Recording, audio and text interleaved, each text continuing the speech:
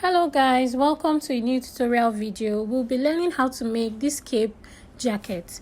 So the measurements you need for this particular cape is you need your shoulder measurement, that's from one shoulder to the other part of your shoulder measurement, and then you need your shoulder circumference. You call it your round shoulder measurement, right? Your round shoulder measurement. Then another measurement you need is from your shoulder to the length of your cape. That's how long you want your cape to be. That's from your shoulder to the length of your cape. Then the last measurement is at that length of your cape, right? The circumference. When you measure the length of your cape, that's 14 inches. Then the circumference, that's how wide you want yours to be. If you want it to be fitted, no problem. If you want it to be wide, just move your hands a little bit. Okay, so these are the measurements that you need for this simple cape jacket. All right, so the next thing we're going is to draft out our design. So the first thing you need to do is to fold your material, right? Then you mark 3 inches. You mark 3 inches and then you rule a straight line. That's the first thing you need to do. You first of all fold your material. We're going to cut the back part first because I want the front part to be open like a jacket. All right, so you take your shoulder measurement. The shoulder measurement we're working with is 16 inches divided by 2, that's 8, right? Mark 8 inches, right? Then the next thing you're going to do is to add 3 inches. That's after marking your 8 inches, add 3 inches, right? Then you mark your neckline. The neckline is 3 inches wide, 1 inch deep, because this is the back part we are going to be drafting first, okay? Then you connect your neckline. Then after connecting your neckline, the next thing you're going to do is, remember we extended our shoulder by 3 inches, right? Now from that shoulder part, you go up by 2 inches. Can you see? You go up by 2 inches. Can you see? And then you connect it to your neckline. You go up by 2 inches and then you connect it to your neckline like so. Then the next thing you need to do now is to get your round shoulder. Your round shoulder circumference divided by 4 plus allowance, all right? Now to get the exact point where you need to mark your round shoulder, you know normally for some people their armhole length is 9 inches. If your armhole length is 9 inches, divided by 2 is 4.5. So that place, that 4.5, right, on your armhole area, that's where you're going to mark your round shoulder. Do you get? So if your armhole is 8, that means divided by 2 is 4. So you're going to mark your round shoulder at that 4. Do you get what I'm trying to say?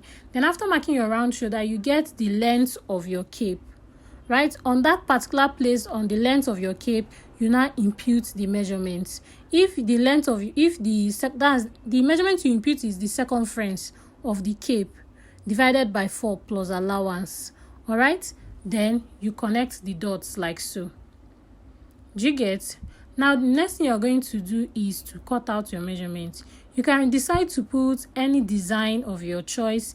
If you look at the tutorial picture, you see that the upper part is higher than the sides. Okay, so now the measurements you need, you first of all mark out your shoulder measurements. Can you see? Then you add 3 inches under your shoulder measurement. Then you mark your 3 inches wide, 1 inch deep for your neckline. Then on the shoulder part, you go up by 2 inches and connect it to your neckline. And then you impute your measurements, your full length of your cape from your shoulder to your round. You get your round shoulder and then the length of your cape. So this is the back part. Now you can decide to cut your front part and your back part the same way. Do you get what I'm saying? If you want your back part to have the zipper allowance, the only difference is you add zipper allowance for the back part, okay? So but I want the front part to just have an opening like a jacket. Do you get? I don't want it covered. Do you understand? So now I'm going to cut out my material. So this is just basically what you need to get this design Okay, now this is the back part. As I said earlier, the next part you cut is the front part. Please guys, if you're not subscribed to my YouTube channel, please click on the subscription button and subscribe, like and share the tutorial video. So now I want to cut the front part. Now the only difference between the front and the back part is the opening at the front area.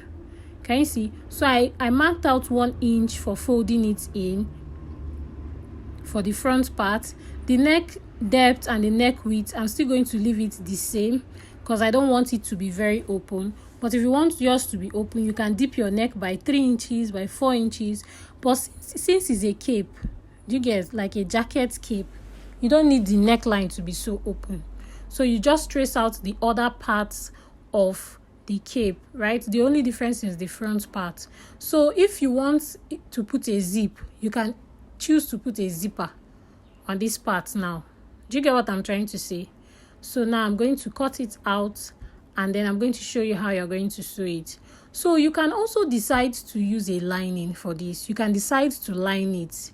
All you need to do after cutting the front and cutting the back, then you cut your lining the same way and you turn it up.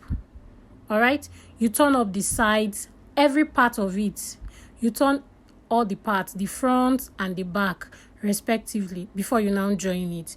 So but for this tutorial, since this tutorial is beginner friendly, I just want to teach you the simplest and the easiest way to achieve it, and your work will still be neat. All you need to do is to weave your work.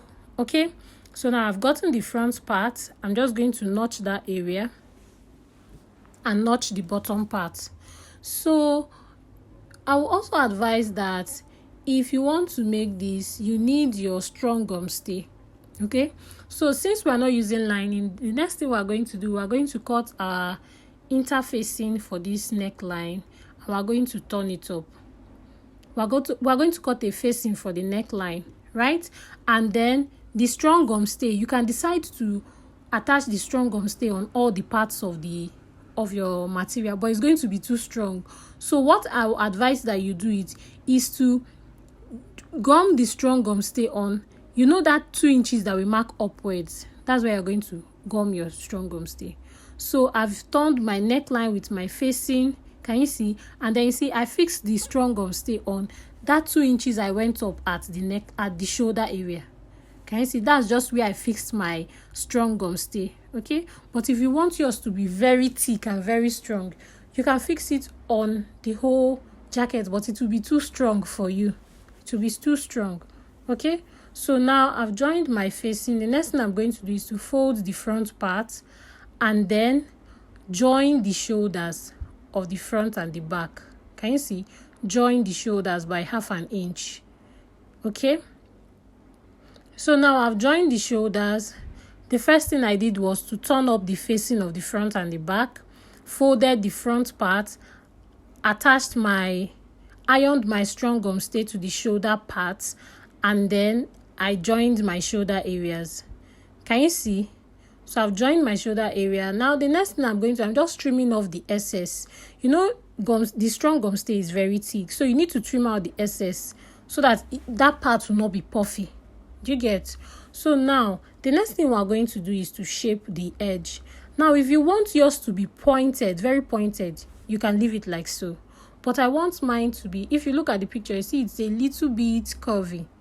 So just create a curve by the edge of the pointed area, that part we went up by 2 inches, right? Just create a little curve by the edge part and then you sew it right down. When you're done sewing it, that's shaping it now, then you fold the bottom. So I'm done sewing it, I'm done turning it up. Can you see? Then what you need to do is to cut out the excess. Remember I said you can shape the edge of the shoulder part if you don't want it to be too pointy. So if you shape yours, make sure you cut it out and then you notch it. Okay, make sure you cut it out and then you notch it. Can you see the shape? So I'm going to cut it off now and then I'm going to notch it so that part won't be just standing. You know how gum stay is if you don't notch it. So I'm going to notch it. So like this is just how to get your cape design. You can use this cape for your simple outfits, for your simple off-shoulder gown, an English gown. You can just throw on your cape on it. And you can also use a crepe material. You can use your Ankara. You can use any material of your choice to get this desired cape. Okay, so this is how to get your cape, and these are the measurements that you need to get it. Okay, so thank you so much to my existing subscribers. Thank you to my new subscribers. Thank you to everyone watching and commenting. I really do appreciate. Please, if this tutorial was helpful to you, please like, share, and most importantly, guys, subscribe to the YouTube channel. If you have any design that you're finding it difficult to achieve, you can send me a message and I'll help you out. So guys, this is how to get your trendy cape design, and then you are good to go. So if you don't want yours to be opened in front, as I said earlier, just put a zip on it and you're good to go, right? You can make your zip you can wear your zip in a way that is going to be at your back or at the front, depends on your preference. So this is our jacket. Now, can you see the shoulder area? Can you see how high it is, and how, even though I shaped it, but you see that it's still high and pointed? Can you see the bottom part? I shaped it so that it's going to be high-low just for design. So when you're done, this is how it's going to look. So if it is too loose, you can shape it more. If it is too tight, you can expand it. That's why we added some allowance. So thank you guys for watching. See you on my next tutorial. Bye.